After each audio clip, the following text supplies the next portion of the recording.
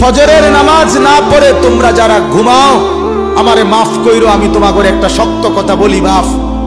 যাদের কপালে ফজরের নামাজের সেজদা নাই, তোমরা সব বাবারা ভাইরা রাস্তার কুত্তার লগে তোমারে মিলাইয়া দেখো, কুত্তার লগে তোমার কোনো পার্থক্য আছে কিনা। সোজা কথা, কুত্তার সাথে মিলাই দেখো, কুত্তার লগে, কুত্তার লগে। ওই জানোয়ার শুধু ঘুমায়, ওই জানোয়ার পেশাব পায়খানা করে, ওই জানোয়ার খাবার খায়, ওই জানোয়ার যৌবনের যৌন চাহিদা পূরণ করে। তুমি জানোয়ার একই রকম। ওই জানোয়ার সেজদা ছাড়া জাগলো, তুমি জানোয়ারও সেজদা ছাড়া জাগলা।